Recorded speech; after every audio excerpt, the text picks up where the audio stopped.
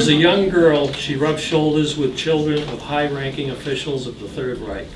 She even shook hands with none other than Adolf himself and remarked to her mom that his handshake was flabby.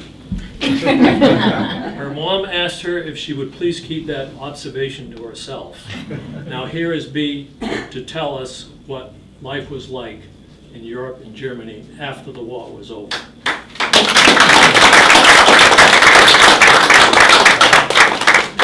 All I can say, you're a very patient crowd. How many of you were here when I gave my last talk? All right. There's some that are missing a big lot, but if I start reaching back into Kansas, we'll be here till midnight. So what Jim just said is it was circumstantial that we moved, our family moved from Munich to this mountain village in Bavaria because Adolf Hitler's birthday came and his secretary wanted to do something spectacular to build a house on top of a very high mountain, not a dwelling but a tea house. And I needed an architect to help build an elevator inside of a mountain because there was no room to put a road all the way to the top. And my father was either unlucky or very fortunate to get the commission, and he moved us all from Munich out of the city. Let's see if we can get the little village on. Into this very pretty bucolic township. We potentially didn't live in the village because my dad's job was considered a security issue, so we had to live in the compound that Hitler established over the years. That's my dad. That's my dad. And this adoring child was me, it must have been about 8. That's it. That's Berchtesgaden. Any of you ever been there? Yeah. Yeah. Yes, I remember you telling me last time. Yes. Anyway, there's the village down there. And where the photo was taken is approximately the elevation where Hitler's house was. Long story. As I said, if I start going, then I'll be back rehashing the whole thing. What I really want to talk to you about tonight is what happened after. And in certain aspects, because of the way we lived a very sheltered life up on that hillside. The rest of Germany was bombed repeatedly, and we escaped that because my sister's fiancé was a pilot. He said, the valley is too narrow. These flyers can't swoop in and out and drop their bombs. They would have to drop them indiscriminately. Anyway, we felt safe. We had our restrictions. We couldn't have visitors, only close family. My mother was going crazy. And, but it was a secure life. As a child, I see it from the perspective of a child. Funny thing was we were bombed on the 25th of April 1945, 5 minutes before the war ended, literally. The war ended on the 5th of May 1945. So reality set in, okay? I went to school. There was one store up on that hillside where Hitler had his house. It was called Obersalzberg, Upper Salt Mountain. We did our shopping up there. Butcher shop was only down in the valley. My dad had a friend, he had a butcher shop, so we got our meat delivered up into a military establishment where we picked up our meat every weekend, because by that, of course, it was rationing, and you were lucky if you had a roast for the weekend. But that was all acceptable. We were safe. We heard very little about the war because all the media was, of course, controlled by the government. You learned what they wanted you to know.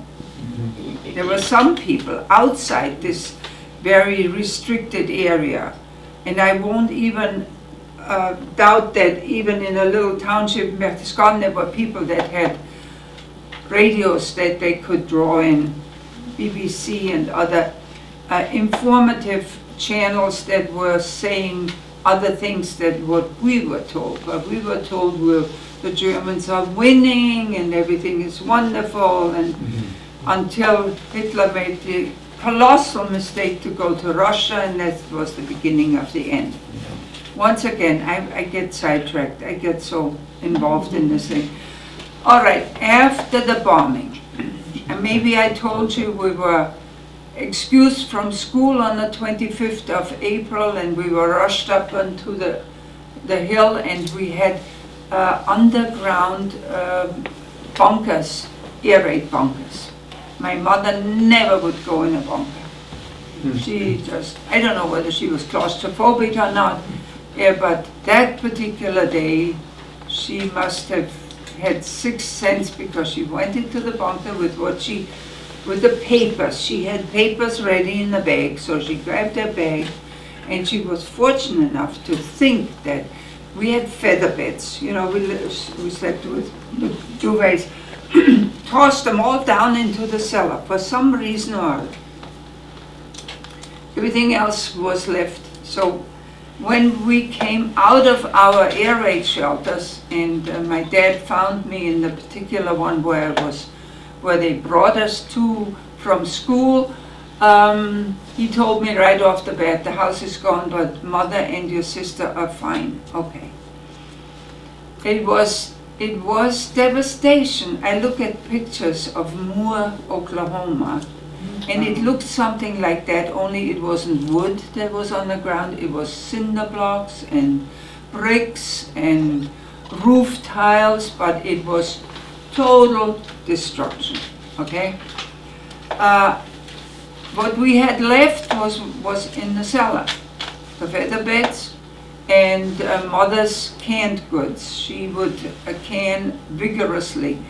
Being May, we had probably eaten most of it by that time during the winter, okay? So what to do? What to do? The roads were impassable. My father had a motorcycle with a sidecar, and he transported as much as he could. First of all, we had to carry what we thought we could save to a passable road. We were so fortunate. It was May, it was warm, it was sunny. Can you imagine torrential rains and you had to do this sort of thing? I think we were all in sort of a shock mood. Nobody gave any thought what was going to happen next. You just did what you had to. My dad said, we've got to find lodgings. There's no place to sleep, there's no place to live, like in Mehr. What did these people do? Where did they go to bed when the next storm was coming 5 days later? Anyway, that particular night we had another air raid, but this time no bombs were dropped. But the people were like ants going for the underground shelters. It takes one example and you get religion, right? Anyway, my dad said there's a man down in a valley. Okay, right here is a road that goes into Austria.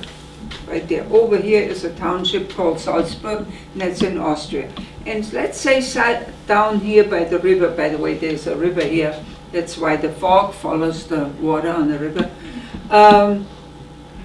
Let's say that's the house. He said he has a couple of small rooms in the attic. He will take us in, okay? So we walked to a place where Dad could drive to with his motorcycle, and he took us, my mother in the sidecar, my sister on the seat on the back of him, and me sitting on the wheel of the sidecar. It was exciting, but my family didn't see it as such. He took us down there with whatever we had, okay? It was a roof over our head. That's about all. My dad would leave very early in the morning, had no idea where he went, what he was doing. He scrounged gasoline because he figured that's keep him mobile. He could look for another place to live. He knew we couldn't stay here. Yeah. This is a temporary shelter, okay? All right, I told you the story. We were on the 5th of May.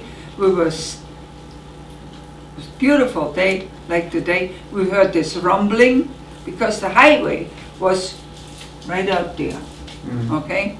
And we came out and we said, what is this noise? And the tanks came by. Maybe you remember me telling you this. And we were deathly frightened because the tanks had a star on it. And it had been drummed into us from the beginning of the war. If the Russians ever take over, life is over for you. You have no expectation to survive that, okay? So we thought the Russians had come, and I said this before, if we would have had a pill, we would all have swallowed it because it would have been easier than to live through a Russian occupation.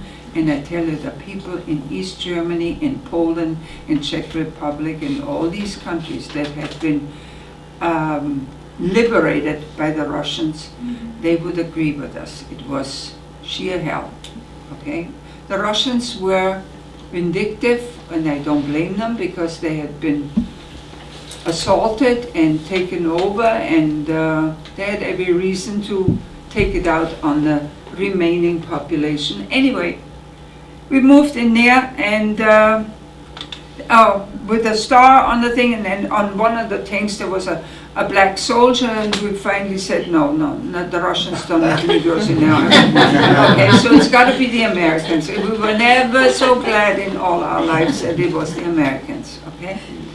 Yeah. This thing, yes, I mean, I'm not, there were incidents, let's face it. In every army, there are individuals that have their own agenda, okay?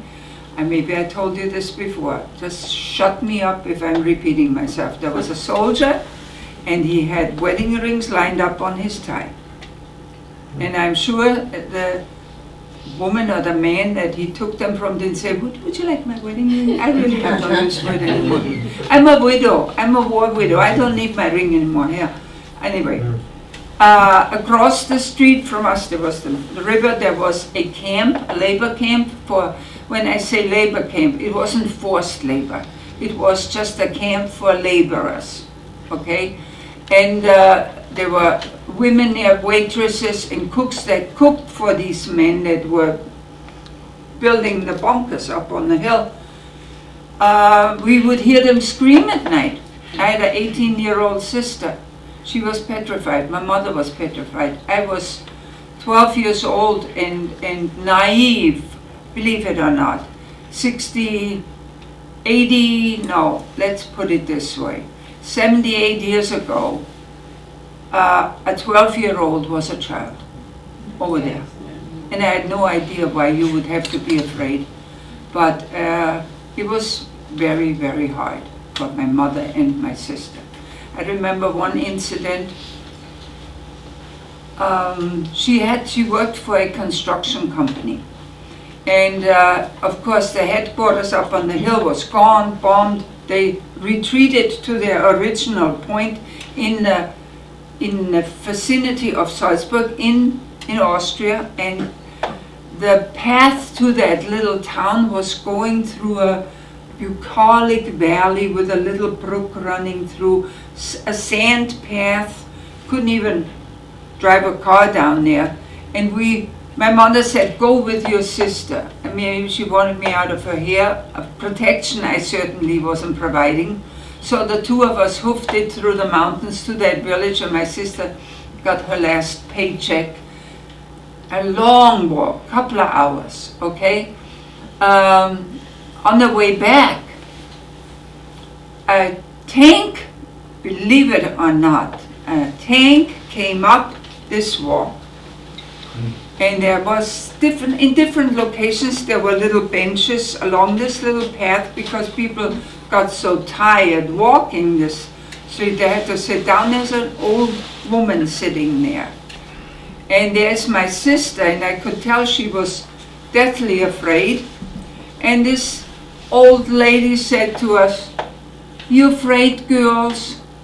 You know, if you scream, I can't help you."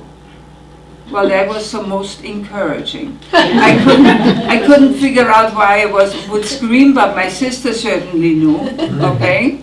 So we just sat on this bench and shaking in our shoes, and with that, from the direction that we had come 5 ex-German soldiers. All they had on was their uniform, pants, and a shirt. No insignias, nothing else, no weapons. They were probably walking home from goodness knows where. And they saw us sitting there, and there was the tank down there with the soldiers sitting on top. Okay, they rode on the top. And they said, "Girls, you scared?" "Oh, of course we're scared." You know, I said, "No, that's all right. They're okay. Come on, we'll get by there." And we climbed up over the banking and around the tank and down the other side. And the Americans sat there and roared with laughter and didn't bother us in the least, but we got around there. But these were incidents that made life extremely uncertain. Okay, first of all, there was no food. Okay, we had all the money we needed, and we still had some rationing cards that were valid.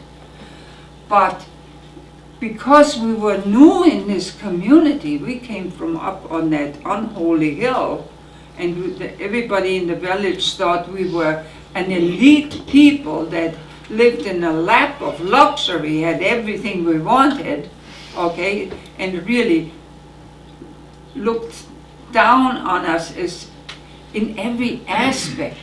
We had no relationship to any of the stores in town, so consequently, if one of us walked in, they didn't know us. No. And you asked for bread, was available. It was not always edible, but it was available. They made bread out of everything. I guarantee you some of it was sawdust, but it filled the hole, right? Okay, but if you needed butter or sugar or, God forbid, eggs, sorry, we're sold out, okay? So, okay, what do? You just open another can of green beans that had slightly gone off, and nobody really wanted to even eat it, but you had nothing else, so you ate whatever you could find. Dandelion greens weren't bad, believe it or not, especially when you put them in, when you steamed them. Okay, but at this point, we didn't even have a kitchen to cook. This went on, I would say, for about 3 weeks, and then my dad said, "I found a dwelling." Okay, I found a place where we could move into. It was high time.